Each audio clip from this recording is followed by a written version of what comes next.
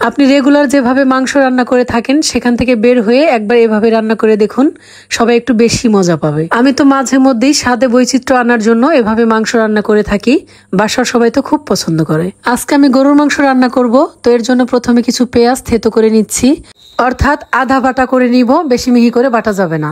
একইভাবে রসুন এবং কাঁচামরিচও বেটে নিব।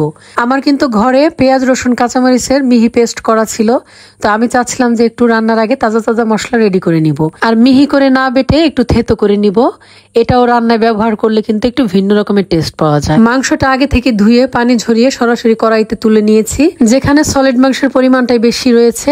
তো এবার এর মধ্যে সেই থেতো করা মশলা তুলে দিলাম স্বাদ মতো লবণ, আদা বাটা আর জিরা বাটা। অফ ক্যামেরাতে আরো দিয়েছি ধনিয়ার গুঁড়ো। এবার দিয়ে দিচ্ছি পরিমাণ মতো সরিষার তেল। যে কোনো স্পেশাল গরুর মাংস রান্না করার ক্ষেত্রে আমি একটু সরিষার তেলটাই ব্যবহার করে থাকি। এবার দিয়ে দিতে হবে গোটা গরম মশলা। তো দেখতেই পাচ্ছেন আমি কি মশলা কতটুকু পরিমাণে নিয়েছি। এখন দিয়ে দিব ক্রাশ করা কালো গোলমরিচ, চাইলে আস্তটাও দেওয়া যেতে পারে। সব শেষে যোগ করছি 250 গ্রাম পরিমাণ গরুর দুধ। 1 কেজি পরিমাণ গরুর মাংসের জন্য আমি 250 গ্রাম পরিমাণ গরুর দুধ ব্যবহার করে থাকি, তবে সম পরিমাণে পাউডার মিল্কও পানিতে গুলিয়ে ব্যবহার করা যেতে পারে। এবার হাতের সাহায্যে সবকিছু খুব ভালোভাবে মিশিয়ে নিতে হবে। এখানে চামচ ব্যবহার করবেন না, চেষ্টা করবেন হাত দিয়ে মাখাতে, কারণ মাংসের সাথে মশলা কতটা ভালোভাবে মিক্স হচ্ছে সেটার উপরে কিন্তু রান্নার স্বাদও অনেকটা নির্ভর করে। আমি কিন্তু এই রান্নাতে এক্সট্রা কোনো পানি ব্যবহার করব না। এই যে লিকুইড মিল্ক দিলাম, এটা দিয়ে কিন্তু মাংসটা পুরোপুরি সিদ্ধ হয়ে যাবে। তাছাড়া রান্নার সময় মাংস থেকে কিন্তু অনেকটা পানি বের হয়। দেখতেই পেলেন আমি কতটা ভালোভাবে মাংসটা মাখিয়ে নিলাম। তো এটা মাখানো হয়ে গেছে, এবার ঢেকে দিয়ে আধা ঘন্টার জন্য রেখে দিব। আধা ঘন্টা পর মাংসটা চুলায় বসিয়ে দিয়েছি, আর চুলার হিটটা বাড়িয়ে ঢাকনা দিয়ে ঢেকে 5 থেকে 7 মিনিট জাল করে নিয়েছি। তো এবার ঢাকনা খুলে একটু নাড়াচাড়া করে সবকিছু মিশিয়ে দিচ্ছি। চুলার হিট বাড়িয়ে দেওয়ার কারণে দেখতেই পাচ্ছেন মাংস থেকে কিন্তু অনেকটা পানি বের হয়েছে।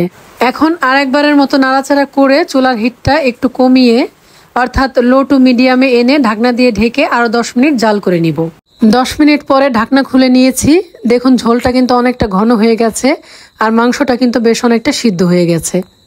এখন চুলার হিটটা লো করে দিব, আর তারপর ঢাকনা দিয়ে ঢেকে আরো 10 মিনিট জাল করে নিব। গরুর মাংসের এই রান্নাটা কিন্তু খুবই সহজ।